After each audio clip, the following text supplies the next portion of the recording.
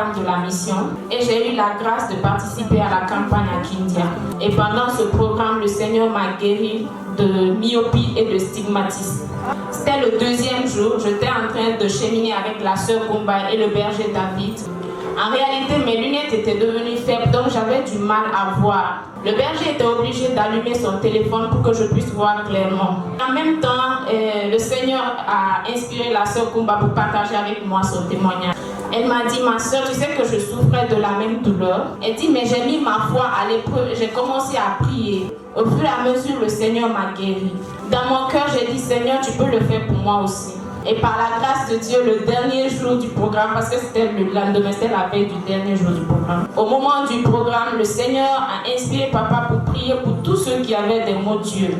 Mais bien avant ça, quand je suis rentrée, j'ai continué à prier. Je disais au Seigneur, Seigneur, moi aussi tu peux me guérir. Parce que c'est difficile d'être dépendant d'un objet. Et le lendemain, lorsqu'on était au programme, quand papa a commencé à prier pour nous, avant même qu'il commence, j'hésitais à aller devant pour qu'il prie. Le Seigneur a permis que je me souvienne d'une parole que maman avait dite la veille. Elle disait, ne vous habituez pas à Dieu parce qu'il peut utiliser toute opportunité pour vous faire du bien. Et papa a prié pour nous.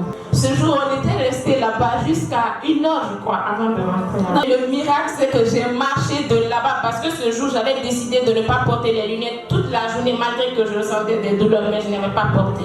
J'ai marché de là-bas jusqu'à l'auberge sans lunettes, sans téléphone, avec les pieds, sans même que je mange. C'est quand je suis arrivée, je me disais, ah, j'ai marché jusqu'ici. En fait, je n'ai pas de lunettes. Et c'était merveilleux. Et je sais que le Seigneur m'avait fait du bien parce que depuis ce jour jusqu'à aujourd'hui, je n'ai plus porté de lunettes. Je ne me rappelle même pas de là où je l'ai déposé. Attends Jésus. C'est nous seuls qui peuvent faire ce miracle.